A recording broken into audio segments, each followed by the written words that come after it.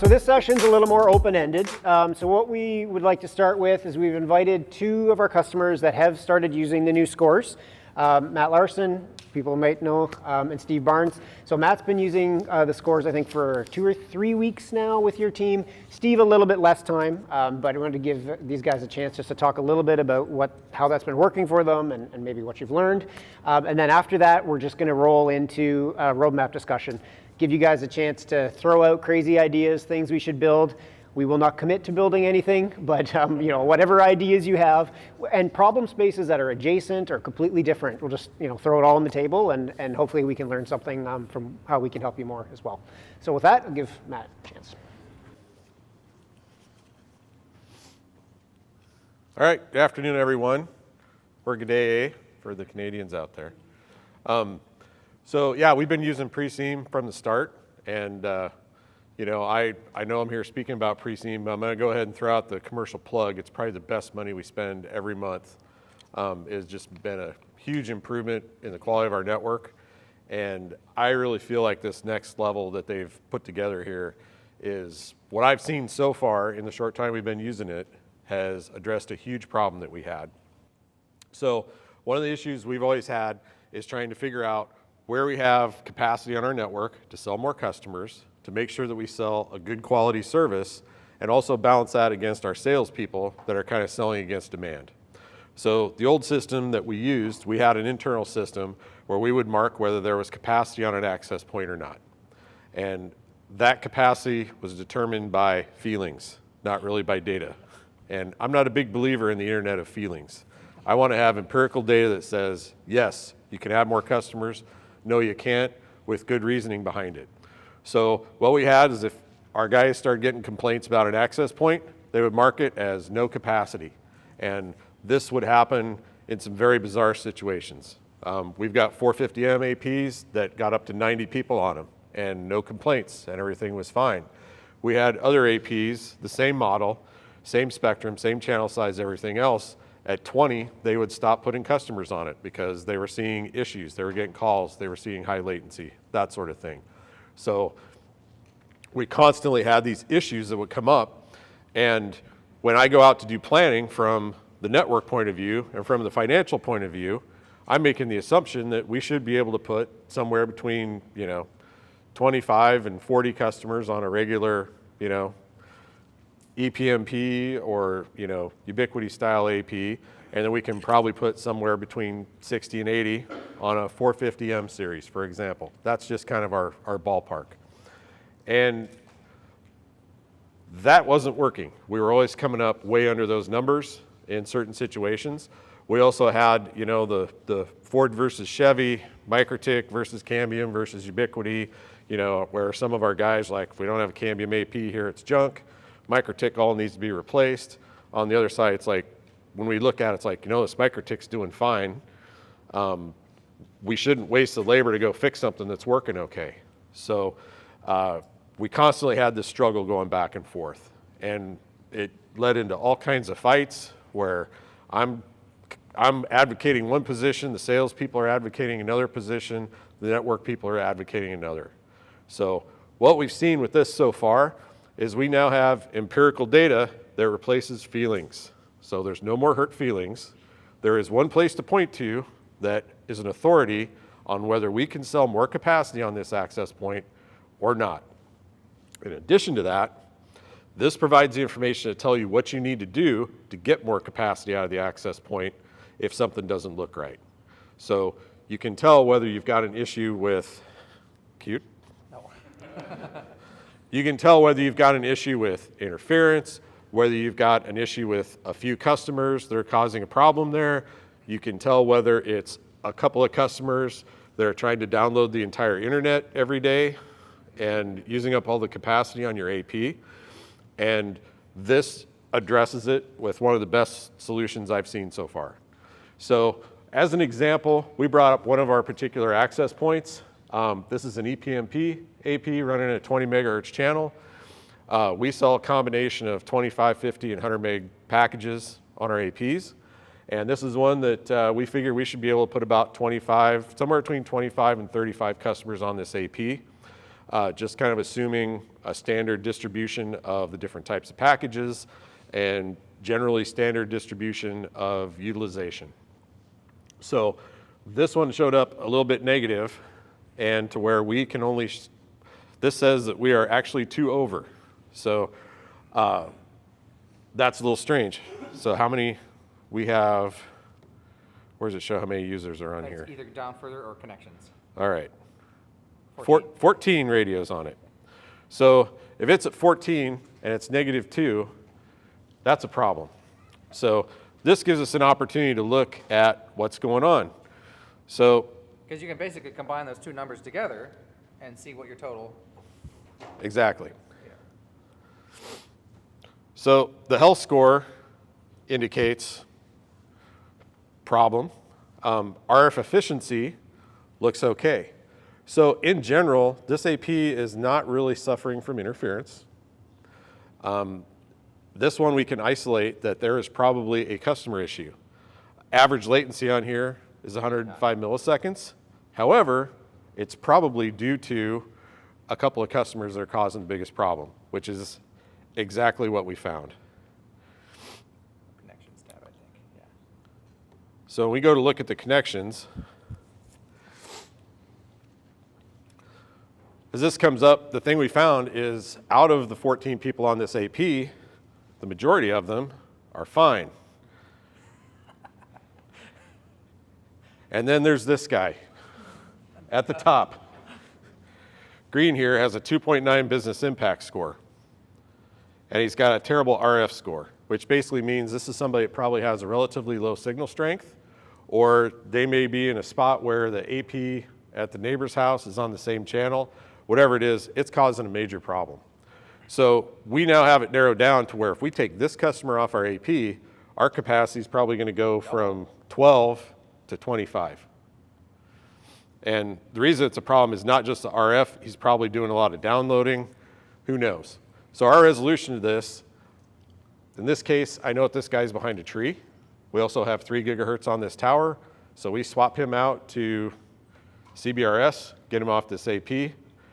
Our problem's taken care of. We now have double the capacity on this AP. Would have been very difficult to try and figure that out manually. So that just got us 50% capacity right there. My initial projections, which are very seat of the pants at this point, are that if we go through and we take the low business score customers on our network, we're looking at basically doing an enforcement. So a few years ago, we set a signal strength standard, I think of like neg 70 for all of our customers. And we basically said no new customers get installed unless they have at least a neg 70 or whatever. I think we've actually had to reduce it since then to 67 or whatever. So we did that. Our new installs were doing fine, but we still had a lot of problem customers. We went back and we found out we had a lot of problem customers that were installed back in the day that had signals anywhere from 70 to 80. And we're always calling in, always had service issues. So we went through an audit process and we took about 250 customers. Out of those 250 customers, we were able to improve service for about 75 of them, and the rest we canceled. And that was rough because nobody wants to knock out 150 customers. But what it did is it greatly improved the quality of service that we offered. It improved the service for everybody else on those access points. We used the ones that we canceled as potential targets for later to put other things in. It helped us narrow the problem. And despite the fact that it took us down, all of our customer quality reports, everything just started improving right there. Our techs could actually see the time that we took to do that greatly. It took down the amount of tech calls we had to do, took down the amount of service calls we had to do. Everything got better. So I look at the business score as a way of basically doing this again. We're going to take everybody with a business impact score below X, and we're going to go through and we're either going to put them on a different AP that's more appropriate, or we're going to cancel them. In doing so, I think it's going to get us around 30% more capacity on our network to be able to sell more customers. And in my mind, that is a huge, huge benefit. But the best part about the Preseem is basically that we're able to target this. The parameters on this stuff. It gets over my head, but I trust these guys to get it figured out. And when I work through it logically, they're picking the same things we look at. We look at signal strength, we look at actual packet performance, looking at how much data the customer runs through it. So these guys can explain it better, but somebody's got a bad signal, but they don't actually use the connection that much, they aren't really hurting things. So their score isn't going to impact you very much. But finding those people that are actually hurting you, using more capacity, or if they've got bad conditions, that is invaluable. And it's not just one variable. You know, you guys are taking multiple variables, which I'm sure they can explain much better than I can. All I know is that there's a magic number there, and it makes sense, and it works. So maybe we'll give Steve, if you're okay, we'll give Steve an opportunity to talk for a second, and then if you guys have any questions for both of them, and then we can get to the roadmap stuff. I'm Steve Barnes with New Lisbon Broadband in Indiana, and I think you're right. I think it's ours went active. I just looked at the data. Ours went active on like the 23rd of February, and I've had access for it for about 2.5 weeks. And so it took that long for the testing and everything else. Some of what Eden had asked about internal stuff. It's a little easier still yet to see in the old settings where you look at your support area and you can see that there's high latency in the customer, just in the customer window compared to the sector window, compared to the tower window. That's in there. But we have utilized the numbers to say that this one has a really bad score. And you know, start digging down, and actually, while I've been sitting back here, I've learned, like, from all that stuff that Jeremy showed, like 20 new things. That you can go into the metrics and pick by, you know, your access and by your signal ratios and all these different things to see more and more information, and then show it by the last 2 weeks to see if there's fluctuations in what those scores and things were. So there is a lot of stuff there. We have used it to find on, so far, I think we've done it with 4 different towers. We have found, you know, the worst customers for sure, repaired a bunch of them, and you know, it's always wonderful when you have, I have one sector that I can start off with right now, that has 28 customers on it. It has a negative 22. And so the more of you who get signed up, the better off that I'm going to be, because that's on a DFS sector that is, so, and there's not a lot of those. You know, we're in an area where we use everything. We use DFS, 10 megahertz, 20 megahertz, 30 megahertz, you know, and so they have to have slice of enough different CPEs and radios and APs to draw from to utilize those things. So the more of you that have some ubiquity ACs and DFS, 10 megahertz. 10 megahertz or 20 megahertz or 30 megahertz, we will, you know, at 20 megahertz, they're all there, but you know, there's a lot of different aspects there because it's comparing to other things. But we have found very good diagnostics with it. We have used it to help numerous customers that, you know, calling, complaining, and the guys have looked at it and found that there was, again, sometimes stuff inside the home that was causing issues. You know, again, like Matt had, you know, I've got one sector that has got one guy who's killing it, and it is a customer that we installed 12 years ago,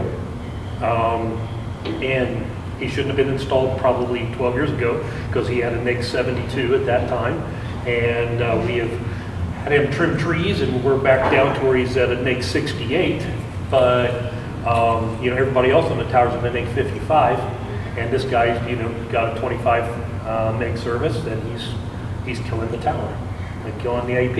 And so, you know, it's going to be a matter of that, you know, we're have to either put up 3 gigahertz in that area and get him off of that so it doesn't affect the score of everybody else. But there is a lot of good information to find. You know, again, the available airtime is something that's pretty critical. When you look at that, you sort your stuff out by available airtime, it really helps you understand that you have some sad sack APs out there, and I think we have 284 APs out there, and when you can see the airtime availability, it really does show you, hey, this one's suffering, and you may. Here's the thing that my technicians argued with me that this was wrong. Okay?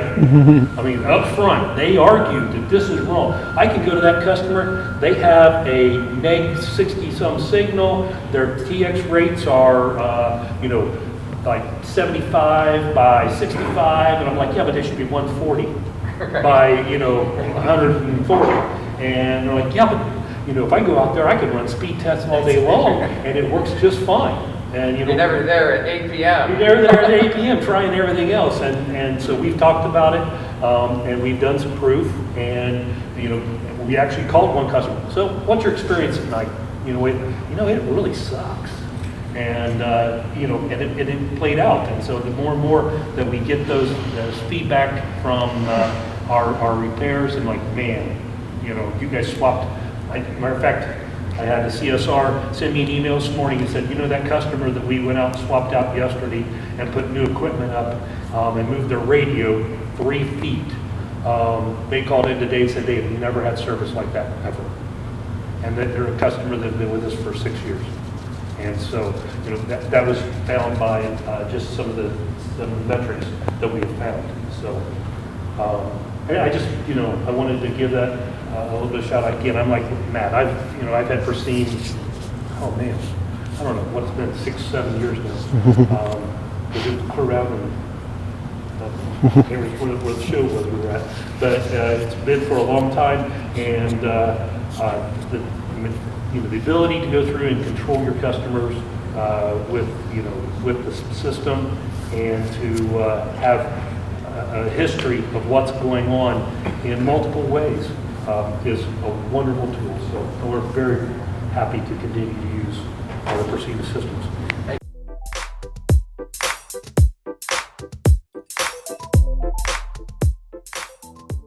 Is there a way to, say, put a limit on certain APs to have them not allow 4K streaming? Yeah. And I ask that just because we have to do that for so many customers that, if we turn 4K streaming off on their Netflix box, they don't even notice. So it'd be sort of like a reverse bursting, where you would be only clamping down if it were over a certain speed? So the problem, Netflix encrypts everything, so we wouldn't actually be able to figure out what's 4K and what's not. Unless you knew the CDNs and ASNs that Netflix was using, but yeah. Yeah, you'd have to try to limit an individual, like all the traffic, because you can't actually know which segments are 4K and which ones aren't. You just have to clamp the whole protocol. Yeah, so that's not, we purposely stayed away from DPI on the theory of we can be much simpler and solve the same problems with AQMs, FQ Coddle and stuff. So we don't have any application-aware features like that, and we don't really have any intention of doing that in the near term. So when the access point is not overloaded and the shaping and the traffic management kicks in, they should still get a good experience. But in terms of and maintaining fairness between subscribers is also really important. If one subscriber on the AP can dominate the whole thing, then everyone suffers. But we think if we can make that fairness happen across the AP, then we don't need to do that type of thing. So there is an interaction with the subscriber plan assurance feature that let's just, let's brainstorm for a minute here. If you were able to dynamically adjust your subscriber shaper on the basis of the business value score and flag it as we got to fix this because you're immediately giving the subscriber less than they are paying for. I mean, we're oversubscribing anyway. You're already giving them less at some point. You've got to give them less at some point. That would be something that we wouldn't care whether it's Netflix or not, but we would be able to ameliorate some of that harmful effect of that one subscriber. So conceptually, you could think of that as like airtime fairness shaping. Airtime fairness shaping, which we have in like LTE products, and even Ubiquiti and Cambium have their own features for doing airtime fairness. The problem is the decision happens so far downstream for that you still end up with individual subscribers harmfully affecting the QoE on the AP. Would that be something that you think could work for you? Yeah, I think If we could feed that number into your shaper, because we run the shaper too, then we would still be flagging it. So one of the ways to think of the subscriber plan assurance is as that percentage. Like if they're at 100% of their plan, that means you can't upgrade them. But if they're at 50%, you probably need to fix it. Philosophically, I'm a little against that application side of things, because you set that rule up for Netflix, but what about Disney Plus and everything else, right? Like it's like a whack-a-mole game forever, and it's kind of like choosing for them what they value versus let's just try to make the airtime fair so they can't hurt anyone else, and then maybe it doesn't matter anymore. Maybe it doesn't matter. Well, yeah, at least what we've come across is when if you get a bunch of people on the same AP that all decide to start, they all buy 4K TVs and they start doing this, and after the first 2 or 3, everybody's got a buffering problem, and we're trying to figure out a way to, deal with it at this level instead of having to go through the That's talk right. So I with the think if we customer can about how modulate the bandwidth to the shaper based on airtime priority and stuff, we can solve that problem on that level, but we have not built that yet. And the other thing that you see in some shared mediums, much as I hate it, is the capacity-based plan where once you start using 4K, you're going over, you're running into overage charges, which fuel network upgrades. But I don't like that idea any more than I like differentiating between Disney Plus and Netflix. But yeah, I mean, and I'm asking this question to you guys as much as anything else, because I know one of the things that we've thought about doing is just saying we do not support sell 4K. to the experience rather than We're talking about selling. just saying we don't support 4K streaming, because if somebody wants 4K that bad, I would just assume that they take up my competitor's bandwidth than mine. Good point. And make their network So run worse. that's a kind of a modification of firing the customer, because those customers are going to hurt your business model too much. But how many of those people do even understand what they're doing? That's the thing. That's why I said if we could just say it's just not going to work, then We don't support it. Turn it down. It's even worse.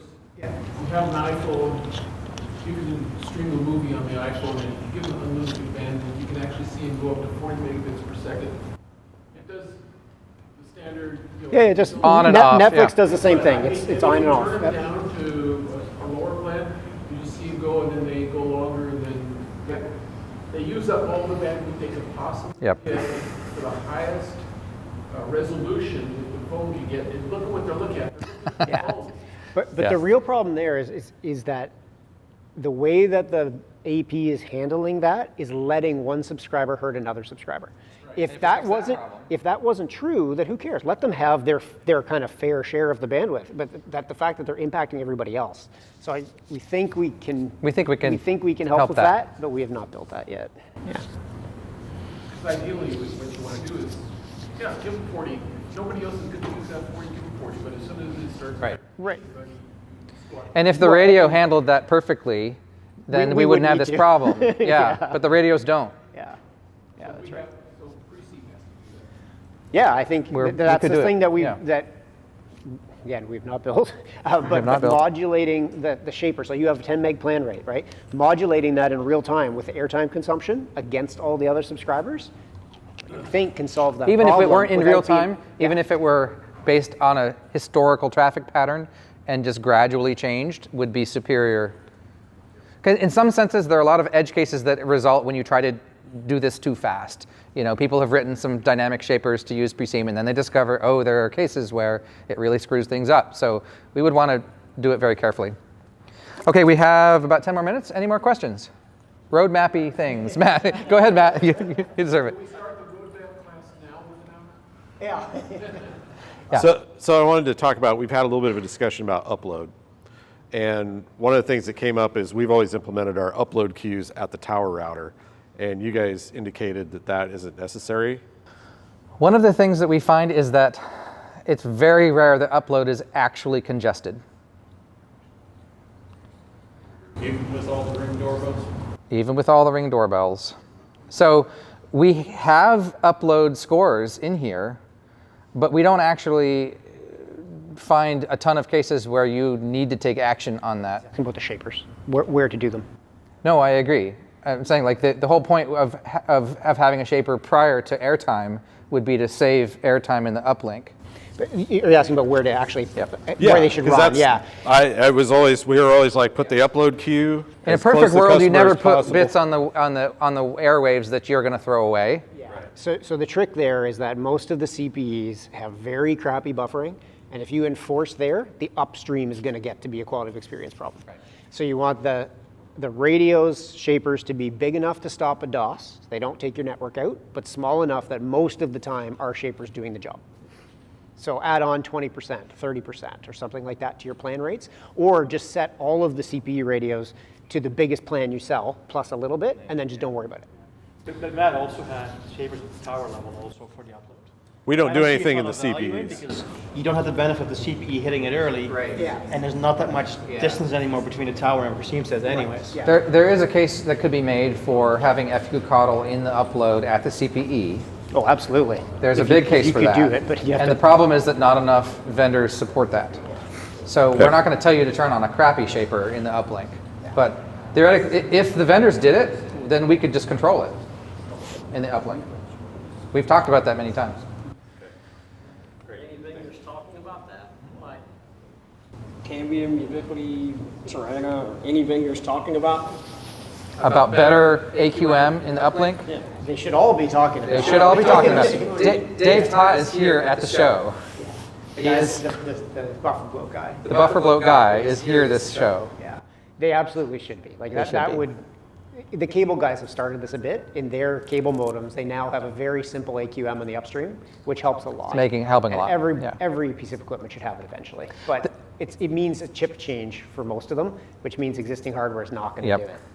Cable is worse congested in the uplink than most fixed wireless networks. Their ratios are crazy. You'll see like a gig down and 50 megs up, right? And you can't get the 50 megs. So they have a much worse problem. And Comcast did a big study where they put some rudimentary AQM. It's not the full FQCODL, but it does help. Yeah. But I think what we would see is a bigger improvement at the individual subscriber level if we could do that at the CPE in terms of latency. It's not typically at the point where the AP itself is congested in the uplink. So you're usually not having the same problem of a single user harming the others quite so much. Yeah. Any, as far as roadmap, any talk of finding attack or DOS style traffic patterns that may be showing up and some type of alert that might come out of that? So dynamic talk, yes. denial of service. We're working on some stuff. Oh, about whether we can help mitigate DOSes and stuff as well. So we're working on some other architectural changes for the inline element that would, in theory, give us the performance that would allow us to do that. I don't know that we'll do it. Because we need to really do that, you need to BGP signal up and tell your upstream peer to drop the connections. Maybe, but that's not a short-term focus. The first thing is we got to get the rates and everything up on the inline device, and then maybe we'll look at tying some filtering back. But really, like what we want to be able to do there is, if you have a subscriber on a 20 meg plan and they get DOSed, we want to be able to absorb that DOS and not have it impact anybody else. No other customers. If your transit link's maxed, well, we can't help with that without the BGP signaling, but we want to be able to absorb that, filter it out, and then let all the other customers be happy. And right now that limitation is actually a Linux limitation, not a Preseem limitation. So we're going to have to create our own solution for that, which is in the works. Yes, Eden. Do you have any presentation about your roadmap or? No, we don't. We're just talking. So for the last year, we've been so focused on this that we'd have to really now sit down and start planning out the next phase of everything. So we have some work to do to finish off this work and in terms of bringing in the accounts and other things. And that's going to proceed over the next couple months, or a few months, and then we're really kicking off the next round of new stuff now. So. So what are you looking for on the right side with the CPE and what's going on inside? Well, so that's actually something I'd actually like to explore that a little bit. So. That's the area where we're seeing almost all of our problems. Yeah. So there's a lot of different vendors and routers and stuff in that space. But the one thing we've been exploring and I want to explore more is what would it mean to actually pull in-home Wi-Fi stats into Preseem as well? So that when you're Ask looking your at a vendor subscriber, to support us, and we'll do it. That's right. If there's an API that we can Yep. get, or information we can get down to that in-home AP, we can feed all We can that give right you up the- and allow you to jump all the way down we the could give you levels. latency for an individual user's device inside the home with the right API. But All of our in-home routers are microchips. yeah, so there's a few. Yeah, so there's yes. So that's the one that conceptually is the easiest, Yeah. and it's come up a few times, or we can get at that. But then the question for us as a company is there enough people in that situation, and a lot of other people don't roll their own routers at all, or they have Calyx, or they have Minim, or they have all these other things, and can we get enough support to do that to offer a complete To justify it. Yeah. Yeah. So from being an owner of the ISP, we made a decision to go with microcable. We use a third-party vendor, sort of like Calyx, but it doesn't really satisfy our needs to have everything integrated. You don't want to have to go look at XYZ's in-house part, Preseem, and use Sonar. It'd be nice to just throw all those statistics into Sonar so that on one screen you can just sort of basically see all these values that you're talking about. Well, that's an argument for an API, right? And when people do API integrations just like that today with our existing QoE scores, there's value there. So do you see this with your working with Sonar that you can integrate this into a Sonar type of? I mean, it doesn't need to be Sonar. It could be any one of the 5 different vendors. But is there an API or? So we do not. The new scores are not exposed by an API yet. We just haven't had time. They will be, and then when they are, we'll see what the billing vendors do with it. Yeah.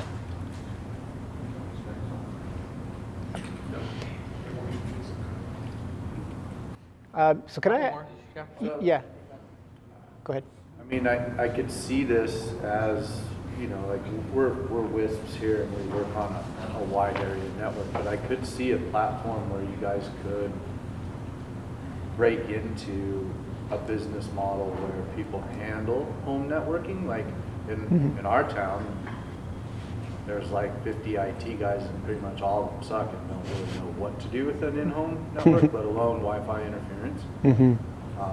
So I could see a small platform where you can get stats from. And who cares what the wide area network is, whether it be cable yeah. or it be fiber. There is some, if you look at the open mesh group, that's, for example, what Plume is using, OpenSync. So there is an open source ecosystem that's developing around this. I would like to see the biggest incumbents in the space support that. But if there really were an open standard for exchanging that information, then we would be right there. Right now, Plume is the biggest one. Adtran's in bed with Plume. Calyx is kind of a holdout because they've got their own stuff. In fact, a couple months ago, Calyx introduced here's one score for your CPE quality of experience. And it's not our score. It's going to be based on their destructive testing where they're running bits across the network. But that's still helpful, to the end user. This is for the operator. But theoretically, we could go that deep. It just has to be a business case for it. Yeah. How many people have other access technologies other than just fixed wireless? Fiber, cable, DSL? Yeah, it's a good number.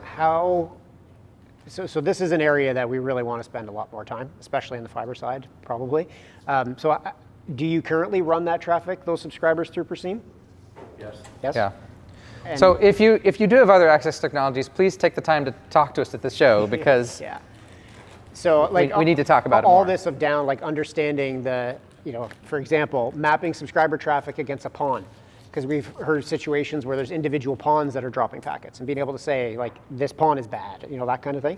We want to build all that in as well as we start to expand beyond just doing fixed wireless. We're building the So that's- architecture to handle more than just wireless. Yeah. Last question. Have you guys come up with the ability to point to a backhaul that may No, this modulation? Right now, we have chosen not to do that because that's very easy to do in an NMS.